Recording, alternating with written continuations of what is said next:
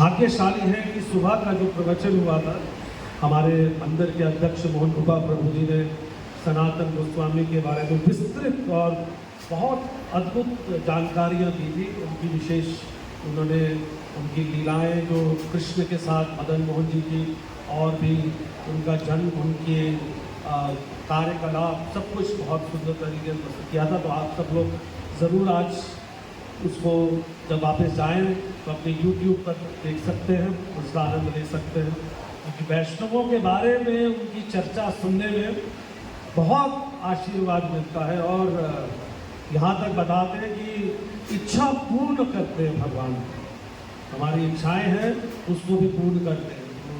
तो आप विशेषकर आज उनके बारे में हम लोग गुरु पूर्णिमा क्योंकि उसके बारे में थोड़ी चर्चा कम हो पाई थी आज, वो हम आज उसको उठाएंगे कि सब लोग आप लोग आए भी हैं और शास्त्रों के अनुसार गुरु और गुरु से जो संबंध है और क्या हमारा जीवन का लक्ष्य होना चाहिए गुरु को पहचानने में, गुरु को मानने में, तो वो हम और चर्चा करेंगे।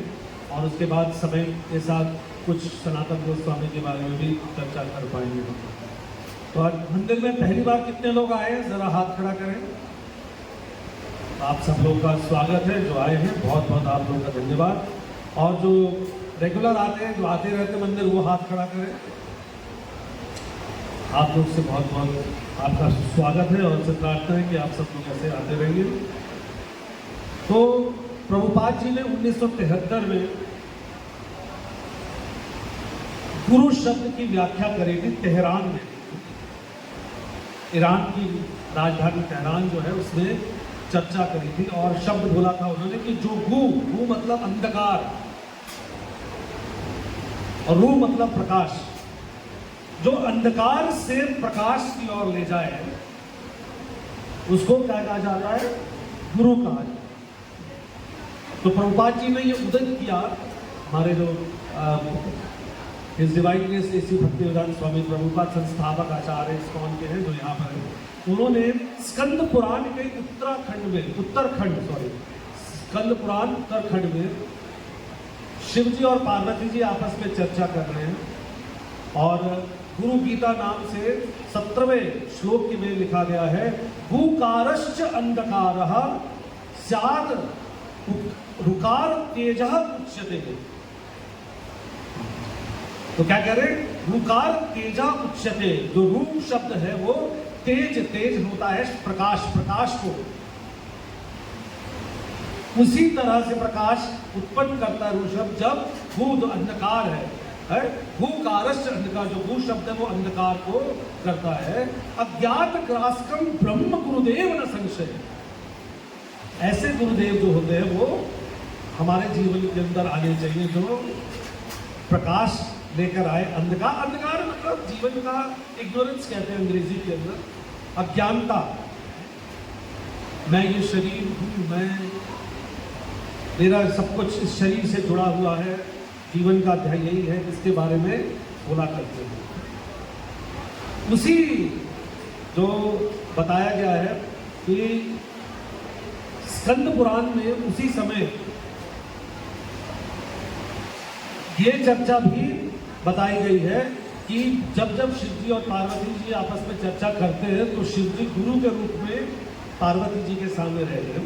पति ही गुरु, जो पति होता है वो गुरु का कार्य करता है। पति परमेश्वर भी बोला जाता है, पति गुरु भी बोला जाता है। उसके अनुसार जीवन चलाया जाता है, उसके आदेश पर जीवन चलता है। और वो ही आपको हम लोग को, अब जो पति अपनी पत्नी को और अपने पिता बनकर अपने पुत्रों को आगे लेके चला जाता है। तो अगला जो पुराण है पद्म पुराण उत्तराखंड 25वें अध्याय के 7वें श्लोक में बता रहे शिव जी पार्वती जी को। स्कंद पुराण यहाँ पर भी शिव जी पार्वती जी के द्वारा साथ कर जाते कि संप्रदाय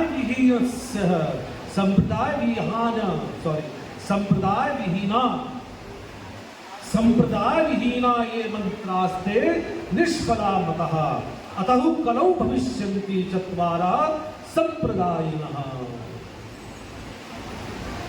पहले बताया उन्होंने कि गुरु क्या है, जो अंधकार से प्रकाश की तरफ लेके जाता है, जो प्रकाश कर देता है आपके अंधकार में। फिर आगे फिर शिव जी पार्वती जी को एक लोग उसमें बता रहे कि अगर संप्रदाय से गुरु ना हो, संप्रदाय संस्कृत बहुत सरल है, संप्रदाय विहीन जिस संप्रदाय में नहीं है, विहीन है, नहीं है संप्रदाय में, ते मंत्रास्ते निष्फले, उससे अगर मंत्र मिला है, गुरु ने मंत्र दिया है तो निष्फल है। निष्फल मतलब कुछ फल नहीं मिलेगा, यही फल नहीं मिलेगा उससे, यूजलेस है, उस मंत्र का कुछ फायदा नहीं है अगर इससे उस संप्रदाय से नहीं। तो संप्रदाय क्या अगले बताया, अतः कलौ भविष्यन्ते चत्वारः संप्रदाय का 4 संप्रदाय बताए हैं। अगर इन चारों संप्रदाय के साथ हम जुड़े हैं तभी मंत्र का फायदा मिलेगा, तभी आप गुरु धारण कर पाएंगे जो अथॉरिटेटिव है, जो प्रमाणिक है, शब्द आ रहे प्रमाणिक।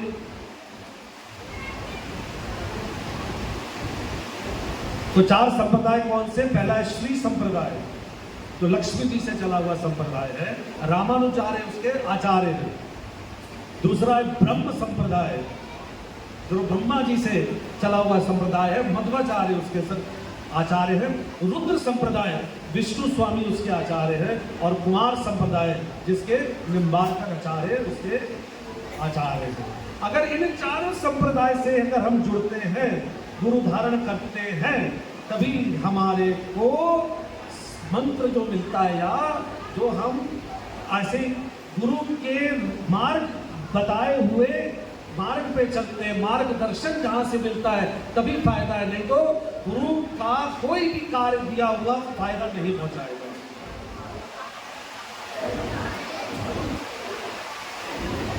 पुरानी कहावत है, लालची गुरु और लोभी चेला, नरक में दोनों खेलम खेला। तो देख लीजिए क्या होना होता है। तो ये ज्ञान की बात है, यदि इसका समझिए, आप अपने पुत्र को, अपने भाई को, अपनी बहन को किसी कॉलेज में लेके जाते हैं और उससे पूछते, भैया कॉलेज में मैं दाखिला करा रहा हूं, क्या किसी यूनिवर्सिटी से इसका एफिलिएशन है, इसकी मान्यता प्राप्त है? क्योंकि ये जो डिग्री लेगा बाद में, जो यहाँ से पास होकर कहीं नौकरी के लिए जाएगा, किसी यूपीएससी एग्जाम में कुछ बैठेगा, तो बैठने के लिए क्या योग्यता प्राप्त है, मान्यता प्राप्त है? क्या वो योग्य माना जाएगा? मान्यता प्राप्त वाली यूनिवर्सिटीज को मान्यता देगी इस कॉलेज को? ऐसे कॉलेज में ही दिलवाओगे जहाँ मान्यता या नहीं दिलवाओगे? बताइए। उसी कॉलेज में दिलवाओगे जिसको मान्यता यूनिवर्सिटी देती है, जिसको आगे चलकर हमें नौकरी जब देने जा रहे हैं तो उसको योग्यता माना, व्यक्ति माना जाएगा। हाँ, ये ग्रेजुएट अगर है तो इसकी ग्रेजुएशन की डिग्री मानी जाती है। उसी तरह से अगर हम इस संप्रदाय, 4 संप्रदाय के बगैर, ये मैं नहीं कह रहा हूँ, शास्त्र बोल रहे हैं, लॉर्ड शिवा, भगवान शिव पार्वती जी को पद्म पुराण नोट कर सकते, पद्म पुराण उत्तरखंड 25वां अध्याय 7वां श्लोक। संप्रदाय नहीं ना, संप्रदाय में नहीं है तो मंत्रास्तु दे निष्फला। तो हमारा कर्तव्य बनता है, जैसे मेरे गुरु जी गोपाल कृष्ण गोस्वामी महाराज बोला करते, फैशन गुरु की तरह मत लो आप।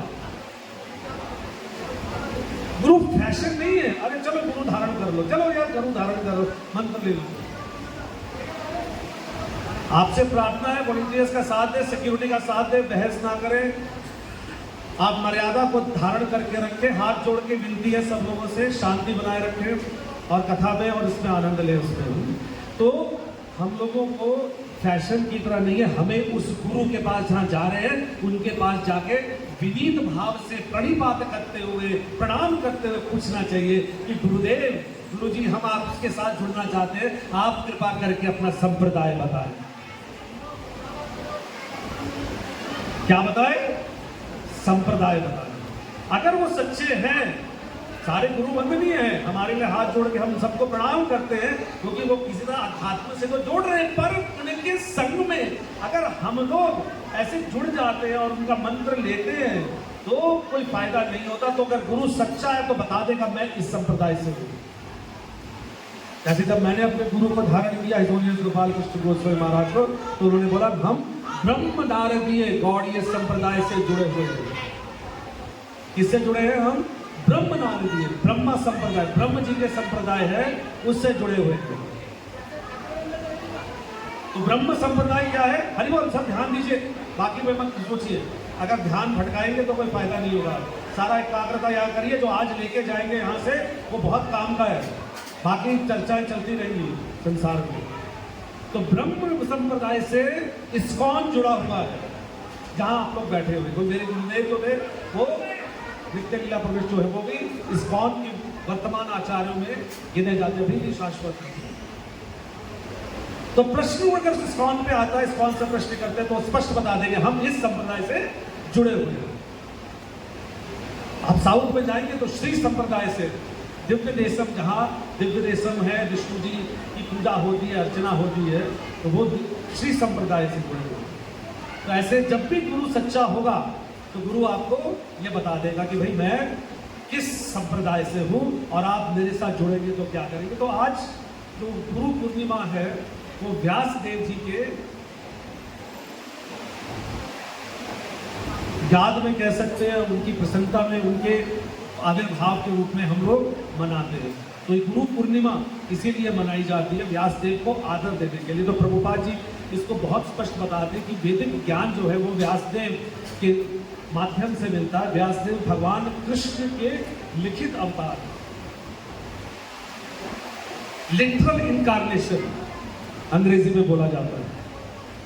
साहित्यिक लिखित साहित्य को लिखने वाले अवतार माने जाते, क्योंकि हजारों प्रभुपाद जी के बताते कि अपने लेटर में 25 अगस्त 1970 के अंदर प्रभुपाद जी ने चिट्ठी लिखी थी, उससे बोला था कि उनके जैसा कोई महामुनि नहीं है। मुनि मतलब जो सोचता है, जो मन से शब्द मुनि आता है। प्रभुपाद का शब्द है ग्रेट थिंकर। ऐसा विशिष्ट व्यक्ति है व्यासदेव, जो कि एक दो नहीं हजारों लाखों उन्होंने श्लोक लिख दिए हैं, वेद पुराण श्रुतियां, श्रीमद् भागवतम, क्या क्या उन्होंने हमें ज्ञान नहीं दिया है व्यासदेव ने। तो ऐसे व्यासदेव जी ने हमें श्रीमद् भागवतम भी दिया, जो सारे के सारे वेदों का पका हुआ क्या है? फल है। तो जैसे फल को अगर हमें एक पेड़ के ऊपर से उतारना हो तो और 4-5 बच्चों से बोला जरा लेके आओ ऊपर सबसे पका हुआ फल, तो एक बालक जो है वो नीचे खड़ा होता है, एक उसके बीच में खड़ा होता है, एक कुछ आगे खड़ा होता है, सबसे ऊपर पहुंच जाता है। तो एक व्यक्ति वहां से उठाता है फल को और दूसरे को देता है, दूसरा तीसरे को देता है, तीसरा चौथे को देता है। इसको कहते हैं परंपरा। एवं परंपरा प्राप्त, भगवद गीता में फिर आगे बताया गया है। परंपरा शब्द संप्रदाय बोला गया है। तो परंपरा से वो फल को लेके आया जाता है और हमारे तक पहुंचता है। तो भगवान कृष्ण से भी वही फल जो है हमारे पास पहुंचता है। इसलिए भगवान कृष्ण जो है वो आदि गुरु माने जाते हैं। सबसे पहले गुरु कौन है? वो है भगवान कृष्ण। तो कृष्ण ने ब्रह्मा जी को ज्ञान दिया, ब्रह्मा जी से फिर आए नीचे प्रभुपाद जी तक पहुंचे, प्रभुपाद जी से हमारे तक पहुंचे हैं। तो ये 4 संप्रदाय ही इसको लेके चलते हैं। जैसा मत तैसा पथ, ऐसा नहीं होता है। जो मत में है वो पथ पे चल पड़ो। तो हमने चर्चा करी कि उससे क्या होगा। तो आदि गुरु कौन है? वो कृष्ण ही है। और कृष्ण ये हम लोग को बहुत ही स्पष्ट बताते हैं कि धर्मम तु साक्षात भगवत प्रणीतम। मैं गुरु होकर तुम्हें बताता हूं कि तुम्हारा धर्म क्या है।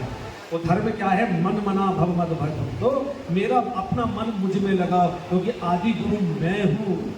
अहम सर्वस्य प्रभवो, भगवद्गीता में कह रहे मैं ही ज्ञान देने वाला हूं। और इसलिए मैं बता रहा हूं, क्या बता रहा हूं कि मेरे जो संप्रदाय 4 बनाए हुए हैं, उसमें जिस इस्कॉन में से आप जुड़े हुए हो, भगवान ने कोई एक संप्रदाय बना, उसमें ब्रह्म नारदी संप्रदाय है, उसमें जुड़कर आप इस महामंत्र को करो। क्या महामंत्र है? हरे कृष्णा कृष्णा कृष्णा हरे हरे,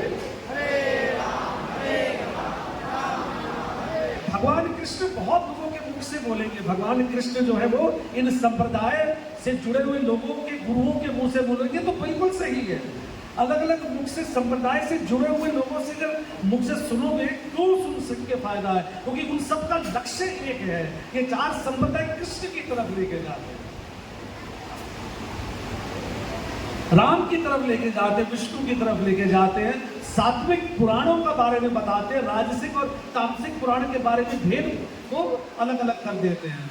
उन सबका लक्ष्य एक है, उनकी सोच एक है और वो कृष्ण तक पहुंचाने के लिए एक आदर्श तरीका है। इसीलिए ये चार संप्रदाय बनाए जाते हैं और उनमें अलग अलग व्यक्ति से सुन सकते हैं, अलग अलग लोगों से हम सुनना चाहिए हमें, पर संप्रदाय के बिना अगर नहीं सुनेंगे तो हमारा मुश्किल होगा। परंपरा से आगे बढ़ जाते हैं। प्रभुपाद जी इसलिए बताते हैं, भगवान कृष्ण बार बार हमें यही बता रहे हैं, यद गत्वा निवर्तन्ते, हमें लक्ष्य बता रहे हैं, मोक्ष का मतलब बता रहे हैं, हमें वापस जाने का मतलब बता रहे। प्रभुपाद कहते हैं बैक टू गॉड हेड, भगवत धाम वापस कैसे जाना है उसकी चर्चा कर रहे हैं। यह लक्ष्य है गुरु का। आदि गुरु गोविंदम आदि पुरुषम, आदि पुरुष गोविंद इसी को कहा जाता है। प्रभुपाद जी अपनी चिट्ठी में बताते हैं, अगर हम लोग अपने सीनियर गुरु भाइयों से भी अगर ज्ञान लेते हैं, अपनी चिट्ठी 20 नवंबर 1971 में बता रहे हो, अगर हम उनसे भी ज्ञान लेते हैं तो कुछ गलत नहीं है। जिस गुरु के शिष्य हैं उनसे ज्ञान लेते हैं, या वैष्णवों जो जुड़े हुए हैं जिनका मत एक ही है, जिनकी सोच एक ही है, अगर उन्हीं के साथ लेते हैं, जिनका भाव पूरी तरह से अपने गुरु की निष्ठा होकर उस संप्रदाय के अनुसार कृष्ण से जोड़ना है तो कुछ गलत नहीं होता है। क्योंकि हम लोग जब कौन में जब हम लोग भजन गाते तो उससे कहते हैं वंदे हम श्री गुरु वैष्णवांश। तो पहले क्या है, वंदे हम श्री गुरु। तो पहला जो श्री गुरु मतलब स्पिरिचुअल मास्टर, जो हमारे आध्यात्मिक गुरु है। फिर क्या है, क्या श्री गुरु वैष्णव, श्री गुरु मतलब प्लूरल, बहुत सारे गुरु हैं, बहुत सारे गुरु जो उनके साथ जुड़े हुए हैं, जो वैष्णव हैं और वैष्णवांश और अलग अलग वैष्णव हैं। वो सारे वैष्णव जो आपके दीक्षा गुरु का सहायता करते हैं, उनके अनुसार चल रहे हैं और वो जो संप्रदाय से कृष्ण की तरफ जोड़ रहे हैं, तो वही गुरु है। प्रभुपाद जी को एक बार बोला कि हम अपने गुरु की पूजा करते हैं, चैतन्य महाप्रभु के भी तो आप पूजा करते हैं और उसको गुरु मानते हैं और अपने गुरु की तरफ करते हैं, तो क्या बुराई? अगर भगवान को भी नहीं पूजा करते तो क्या फर्क पड़ता है?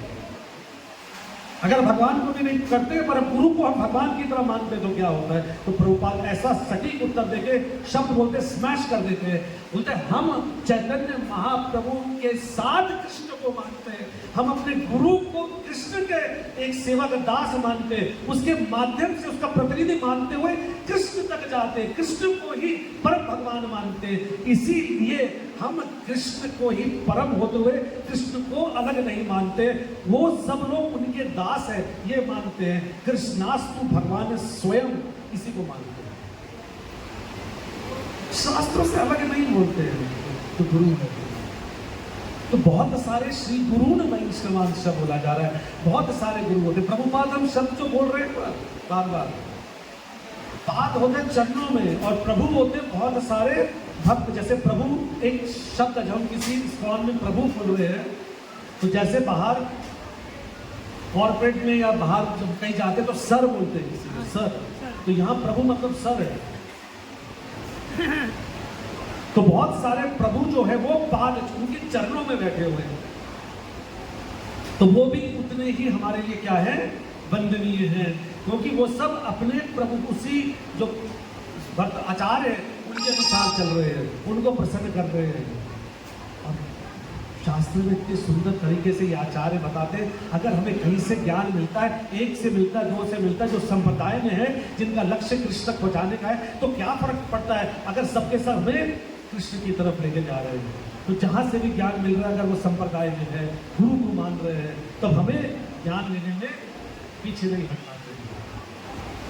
उदाहरण के लिए सबसे सुंदर उदाहरण हमारे शास्त्रों में आते हैं रघुनाथ दास गोस्वामी।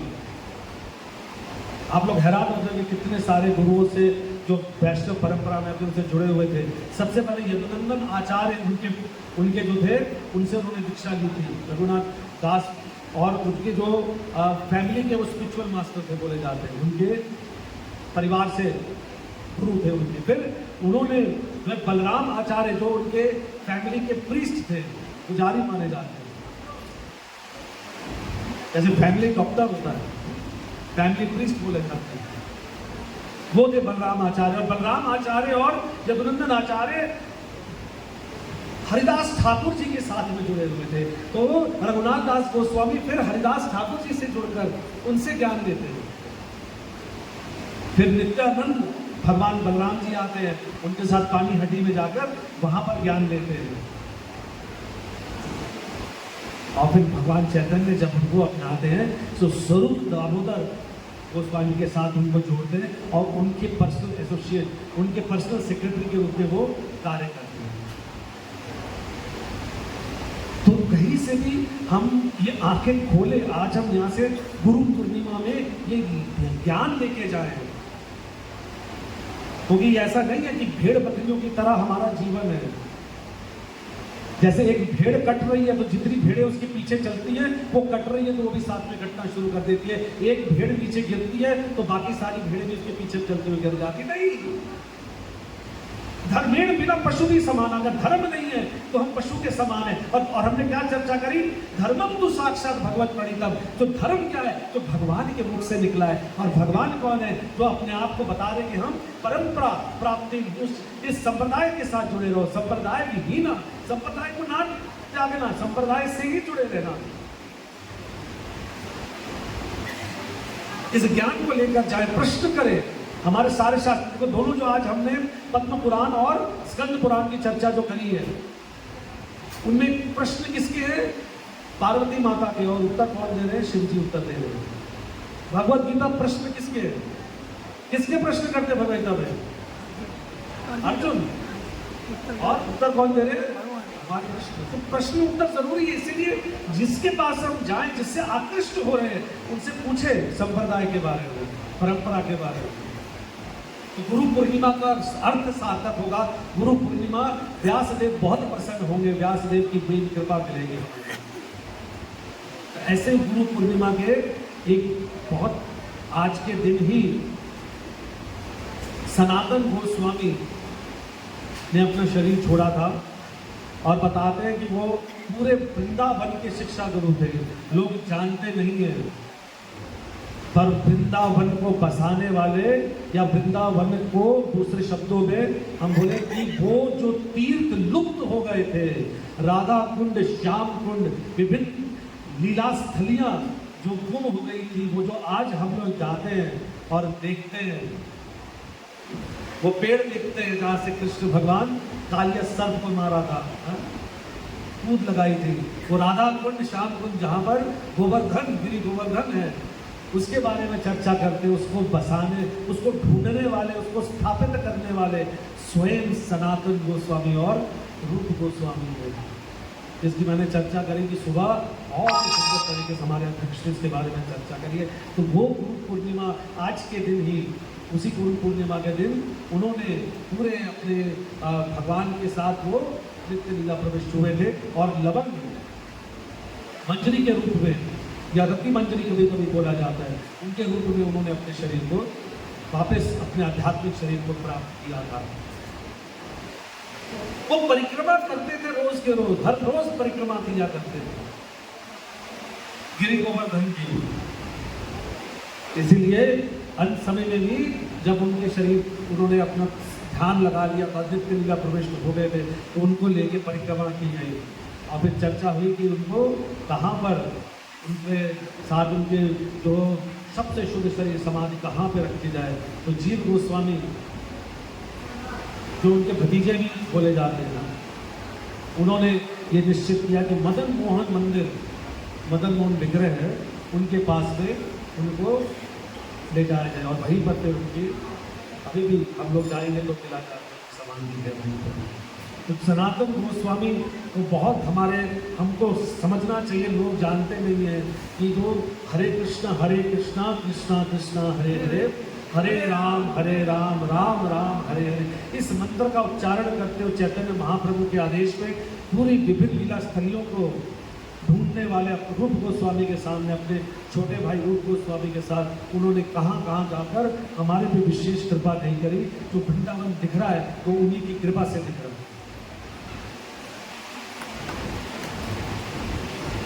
ये समझना हम लोग को बताते नहीं, कुछ पता नहीं चलता है। ये वृंदावन जो है वो कहीं था ही नहीं, वो वापस भगवत धाम चला गया था। उसके बाद बजनाथ जी ने भी आके जब पूरा उसको बसाया था, उसके बाद बहुत सालों के बाद में फिर वो लीला स्थलियां जो है वो पता नहीं चल रही थी कहाँ चली गई थी। चैतन्य महाप्रभु के आदेश पर ये दो भक्त जो बहुत ही ज्यादा पैसे वाले और अद्भुत घरों से ऐसे प्रतिष्ठित घर से थे, कर्नाटक से इनके पूर्वज आए थे। और इस समय ईस्ट बांग्लादेश जो जगह है, गौड़गढ़ की जगह जहाँ पर पाई जाती, फतेहाबाद जेसोर नाम की जगह है बांग्लादेश ईस्ट बंगाल में, वहाँ पर इनका जन्म हुआ था। और उन्होंने वहीं पर अपनी उनके पिता ने कुटिया बनाई थी, घर बनाया, तो बहुत ही समृद्धशाली थे। उस समय इनका नाम था अमर भट्ट था, भाई का नाम रूप गोस्वामी का संतोष भट्ट, और वल्लभ उनके तीसरे भाई थे। रामकेली में आकर इन्होंने अपने पढ़ाई सब आगे शुरू करी। और रामकेली में बताया जाता है कि ऐसा उन्होंने सुंदर जगह बनाई जहाँ पर एक तरीके से वृंदावन ही लगता था जगह। चैतन्य महाप्रभु जब आए उस समय इन्होंने इतना ज्ञान था इनके पास, क्योंकि बचपन से ही ऐसा ये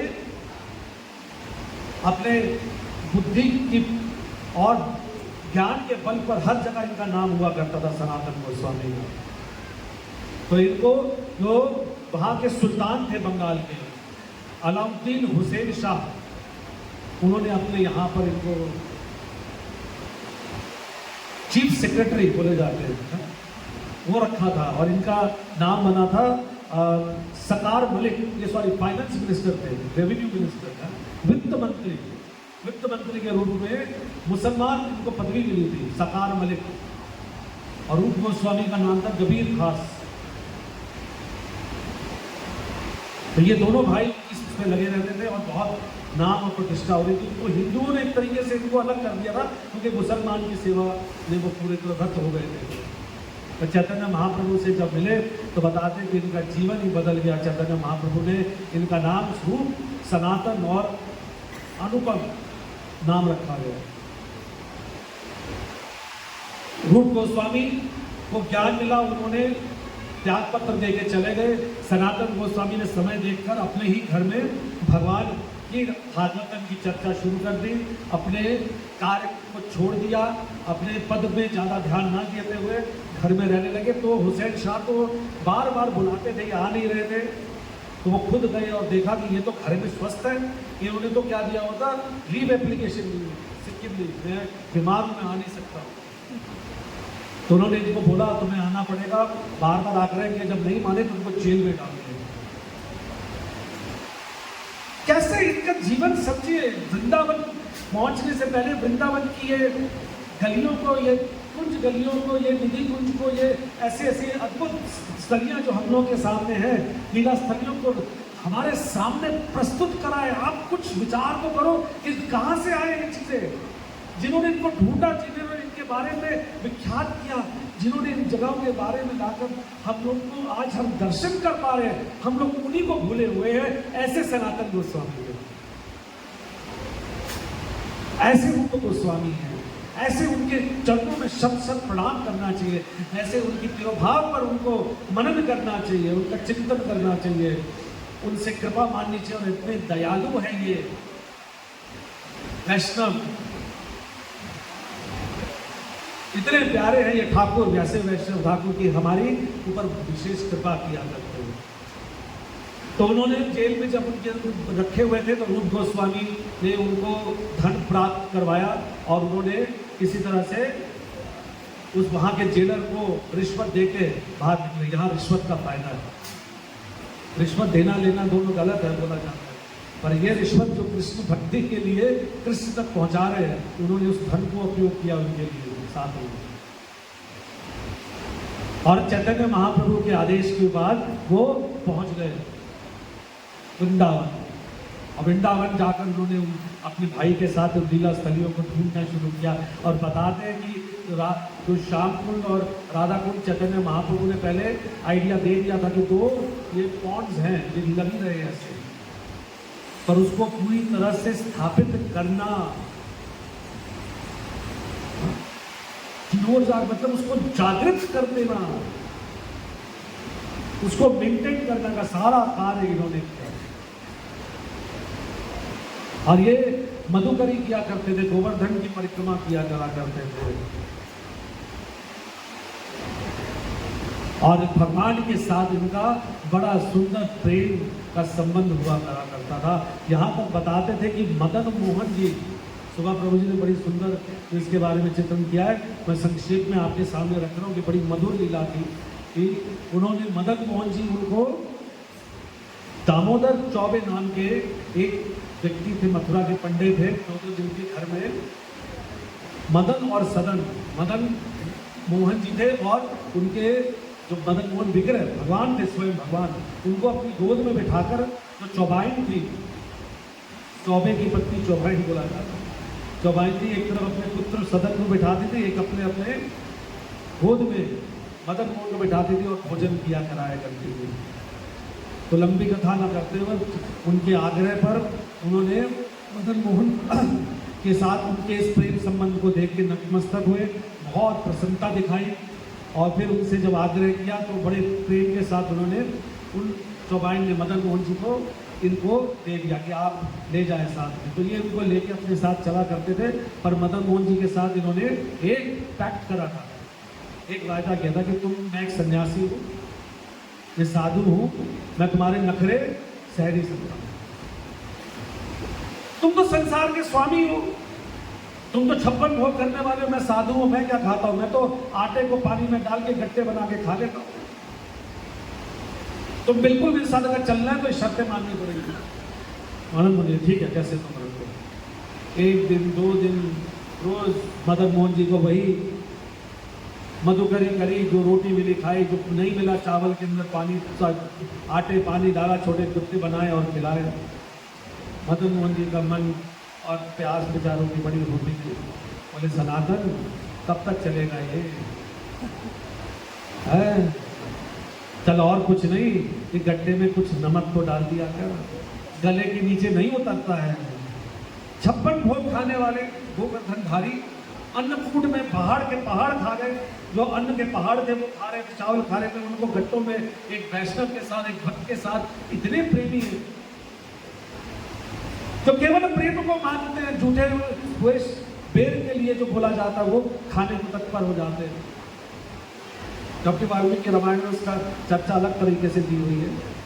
साग खाने के लिए मेवा त्याग देते हैं दुर्योधन का, कह रहे हैं, बोले देखा, मदन मोहन को बोलते सनातन गोस्वामी, देखा अब तुम शुरू हो गए, आज गट्टे के नमक बोलोगे, कल पकवान बोलोगे, फिर रबड़ी बोलोगे, फिर 56 भोग बोलोगे, तुम्हारा चलता रहेगा। सनातन कुछ तो सोच ले, नहीं मेरे साथ चलना है तो ऐसे ही चलेगा। तो एक काम करते, मैं अपना इंतजाम खुद कर लूं, मैं अपना इंतजाम खुद कर लूं, बोला तुम जो मर्जी करो। तो जैसे कि ये बात बोली तो वही बता रहे कि मुल्तान से एक बहुत समृद्ध एक व्यापारी था, जिसका कहीं के अलग अलग नाम है, तो जो मेरे पास नाम है कृष्णदास कपूर, बहुत बड़ा मुगल साम्राज्य में वो एक प्रतिष्ठित व्यापारी था, मुल्तान से आ रहा था। तो उसी वृंदावन के सामने से ही जो यमुना जी थी उसके जहाज जा रहा था, और जहाज भी किसका था? नमक का। नमक का जहाज जो चल रहा था वो फंस गया वहां पे, ढूंढता वो परेशान कि नमक का जहाज है और जहाज जब पानी में फंसता रहेगा तो छिल जाएगा। इधर उधर देखा कि भाई क्या करे, मैं प्रार्थना करूं, मंदिर में जाऊं, और तो कोई तरीका नहीं, यहाँ से तो कोई जहाज नहीं निकाल सकता। तो बोला कि वहां पे एक साधु से मिल लो, उनके आशीर्वाद से सब हो जाएगा। वो थे सनातन गोस्वामी। आए, बोले साधु भगवान मैं फंस गया हूँ, मुझे आप निकालो, पता नहीं मैं क्यों कैसे फंस गया। बोला मुझे पता है किसने फंसाया, ऊपर बैठा हुआ है, जिसने फंसाया ऊपर बैठा हुआ है, वहां चला जा, तेरी बात हो जाएगी। नमक की बात की ना, नमक मुझे पता है किस कारण से है, किसने किया, ऊपर बैठा हुआ है, जा। कौन बैठा है बेटे? मदन मोहन। तो मदन मोहन जी का बोलता, भगवान अगर तुमने मेरे लिए ये काम करवा दो, मेरा करा दो, तो आज के बाद तुम्हारे लिए भोग की व्यवस्था ऐसी होगी कि कभी कमी नहीं आने देगी, तुम्हारा भव्य मंदिर बना दूंगा, तुम मेरे पे कृपा करो, तुम्हारे भोजन की सारी व्यवस्था कर देगा, मैं प्रण लेता हूं।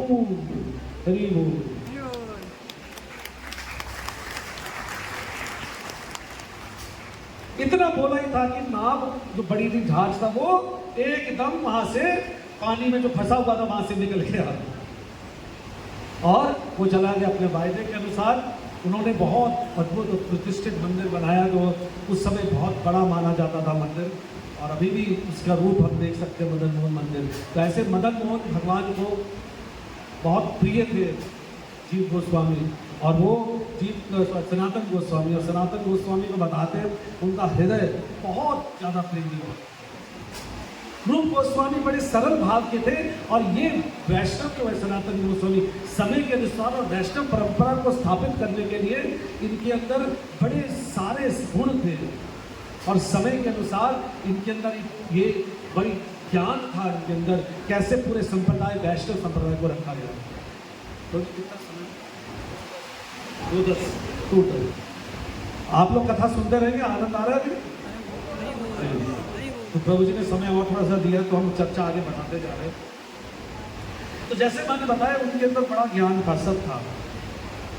एक बार क्या हुआ कि रूप गोस्वामी ने सनातन गोस्वामी के लिए भोजन, क्योंकि ये बताते प्रभुपाद जी बड़ा स्पष्ट बताते हैं कि जो पुरुष जो है वो अगर भोजन नहीं बनाता है तो वो आलसी है। ये माताओं का अकेला कार्य नहीं है। कहते सारे जो वैष्णव थे, जो सारे आचार्य थे, वो बहुत निपुण थे भोजन बनाने में। तो स्वरूप गोस्वामी ने, जो उनके छोटे भाई थे, आज बोला सनातन गोस्वामी को मैं अपने घर बुलाऊंगा, आज मुझे उनके लिए भोजन कराने का बड़ा मन कर रहा है। तो बड़े ध्यान कर रहे थे, पर मधुकरी कहते थे भोजन की सामग्री, और उसके लिए सोचते जब मैं जाकर लेकर आऊंगा, इतना ही सोच रहे थे और करा रहे थे। तो भगवान रूप गोस्वामी बहुत प्रिय थे भगवान को, तो भगवान ने किसी के हाथ भिजवा दिया। वहाँ पर एक लड़की आई और उससे बोले कि मेरी माँ ने आपके लिए ये सब्जियां, शाक और सब चीज़ें, दालें वाले सब भिजवाई है, कि आप ग्रहण कर लो। तो उन्होंने वो सब चीज़ें ले ली, बड़े प्रसन्न हुई। देखिए भगवान कृष्ण कितने दयालु है। और भोजन जब बनाकर उसको परोसा सनातन गोस्वामी, तो सनातन कहते रूप ऐसा स्वाद तो आज तक कभी नहीं आया। ये स्वाद कैसे है? ये कोई दिव्य है, तुम्हारे हाथ में तो दिव्यता है ही है। एक वैष्णव जब भोजन बनाता है तो प्रभुपाद जी शब्द बोलते हैं कि इन्फेक्शन डाल देता है। जैसे खांसी की कभी कभी इन्फेक्शन होती है, जैसे कोविड की इन्फेक्शन होती है तो दूसरा बीमार होता है, ये इन्फेक्शन प्रेम का इन्फेक्शन होता है। ये प्रेम है, जो प्रेम एक दूसरे के पास में जाता है उसको इन्फेक्ट कर देता है, उसको संक्रामक कर देता है। तो अंग्रेजी में बोलते हैं, हम हर चीज प्रेम से जोड़ते हैं। अगर धन भी बोलते हैं तो प्रेम धन बोलते हैं।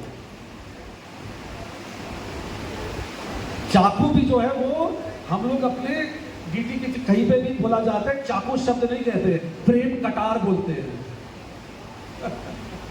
नेगेटिव शब्द लगता है चाकू, इस तरह का शब्द बोलते हैं। प्रेम हर जगह बोला जाता है, डाल दिया जाता है। तो बोले कुछ अलग ही अद्भुत बात है, अभी बताओ तो सही, शुरू से तुमने भोजन जब बनाया वो क्या बात है? क्योंकि माँ की ममता जब भोजन में होती है तब हमें एक अलग ही स्वाद मिलता है। होता है कि नहीं होता है?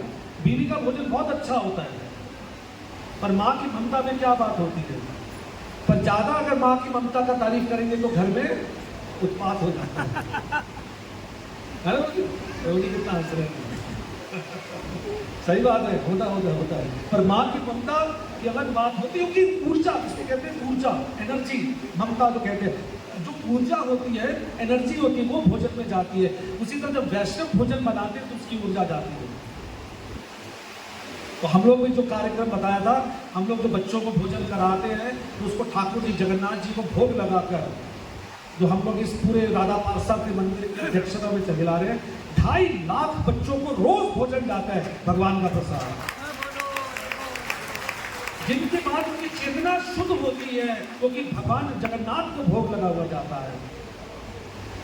ये प्रभुपाद जी के सबसे प्रिय शिष्य गोपाल कृष्ण गोस्वामी महाराज की विशेष कृपा से इस समय पूरे दिल्ली, फरीदाबाद, गुड़गांव, कुरुक्षेत्र धाम तक और पलवल तक जो है ये भोजन हम लोग इस मंदिर के कृपा से बांट रहे हैं। और बच्चे धीरे धीरे जो वो बहुत ही ज्यादा पौष्टिक भोजन खाते हुए उनकी चेतना शुद्ध हो रही है और देश को भी उन्नति की तरफ लेके जा रहे हैं, देश के आदर्श नागरिक भी बनते जा रहे हैं और अंदर ही अंदर वो अच्छी भावना भी लेकर आ रहे हैं। इसको ब्लेस्ड फूड कहा जाता है, ब्लेसिंग मिली हुई है। तो वही बात है, रूप गोस्वामी ने जब बताया तो सदानंद गोस्वामी ने और बताओ कैसे कैसे ये चीजें शुरू हुई, तो बताया एक बड़ी प्यारी सी बच्ची आई थी और वो लेकर आई थी। बोला कैसी बच्ची थी?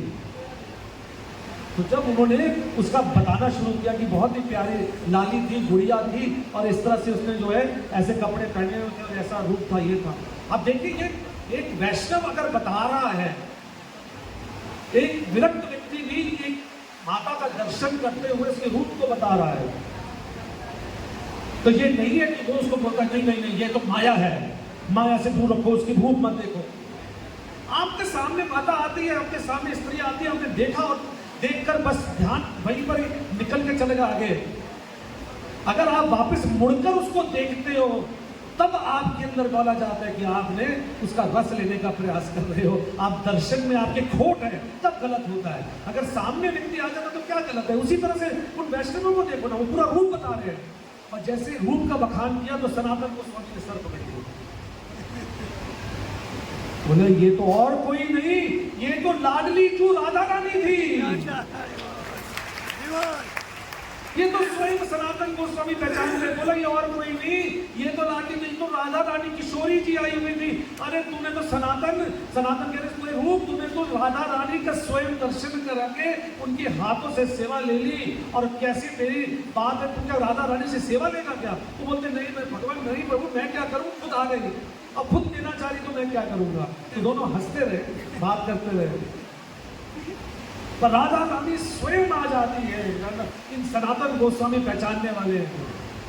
वही सनातन गोस्वामी ने जब अपने प्रिय शिष्य जो बने रघुनाथ दास गोस्वामी वो आगे जो भक्ति में आगे बढ़ रहे थे और उनको जब देखा एक दिन जो रघुनाथ दास गोस्वामी बड़े प्रेम के साथ में लीन होकर भगवान कृष्ण का चिंतन कर रहे थे।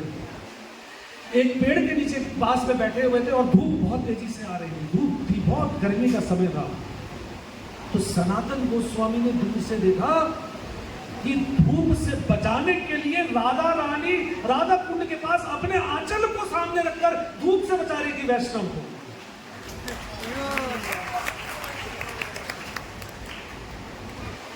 अपने आंचल को दिए हुए एक लाली जो है स्वयं माँ का, प्रभुपाद जी कभी कभी कहते हैं ये माता भी है, जब कृष्ण पिता है तो ये माता भी है। हम बीज प्रदाता बोलते हैं, एक माँ की तरफ उसके आंचल को लिए हुए अपने थके हुए रघुनाथ दास को उस धूप की पीड़ा से, धूप की उष्णता से उसको बचा रहे हैं। तो सनातन गोस्वामी भागते हुए अरे रघुनाथ क्या कर रहा है? तू राधा रानी की सेवा कर रहा है या राधा रानी से सेवा ले रहा है? तेरा काम